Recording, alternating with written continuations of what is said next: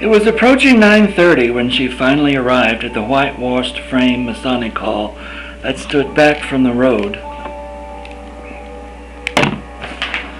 In a grove of pine trees just past the courthouse, she stalked onto the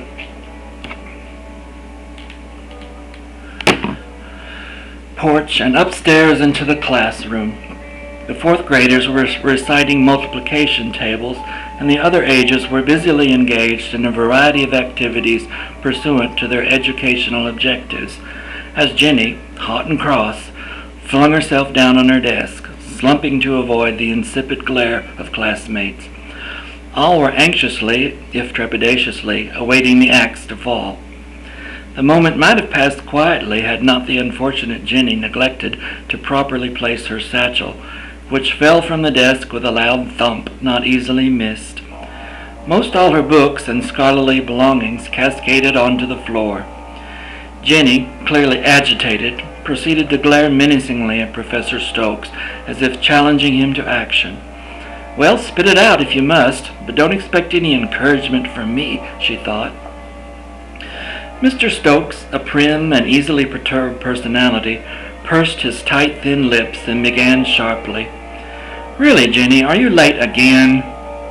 It was only too obvious. Jenny smiled mechanically, plainly insincere. "Punctuality," continued Mr. Stokes, "is a skill that needs proper development.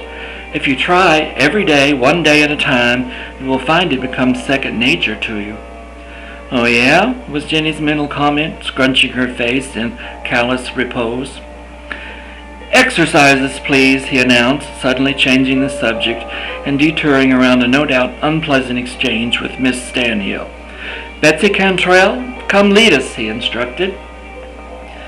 Jenny stuck her tongue out at the spiteful scamp chosen to direct their routine, as the grinning, pig-tailed 7-year-old passed to the front of the room.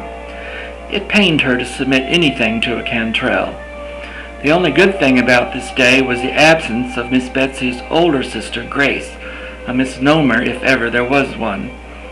Grace, a rather undistinguished student whose only redeeming feature was her moderately fair appearance, a fact which Jenny had great difficulty acknowledging, had chosen to leave schooling early this year to travel to Atlanta with her mother. No doubt to buy another pretty dress with the profits from our farmland, Jenny decided, and fumed. After about 5 minutes of silly and inane gyrations that passed for physical exercise, the class was seated to commence instruction. "Now," Mr. Stokes announced brightly, "let's turn our attention to a history lesson." Books shuffled, slammed closed, and papers jostled as the children postured themselves to receive the long-winded pronouncement.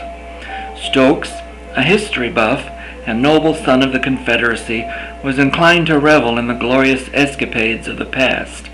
He had been known to talk for days on the venerable graves of the glorious Confederate dead, and the class was poised for more pontifical pronouncements that might stretch well into the lunch hour.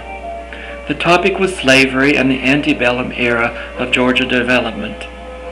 We were just beginning to discuss the golden age of the Old South yesterday when we ran out of time, and if you all quite settled now, we will resume our deliberations, he stated, boldly challenging the class.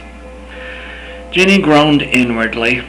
She didn't want to discuss the glorious Old South or any glorious old thing, and Mr. Stokes, that drawn, proper creature, especially annoyed her today. If, thought her 12-year-old mind, a kid like me came late to class 4 times out of 5 the way I do, and I was a teacher, I'd have quite a bit to say about it. And hot and heavy, too, I might add.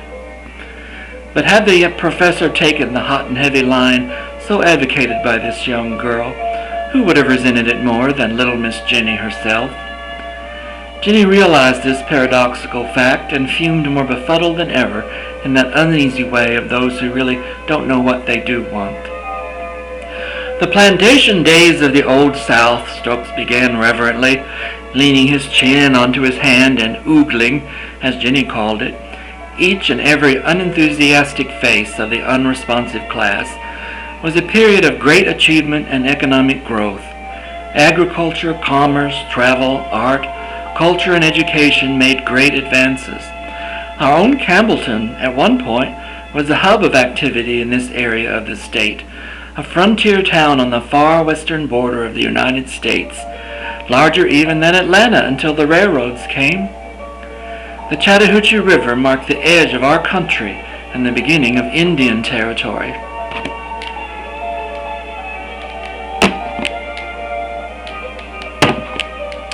Oh dear.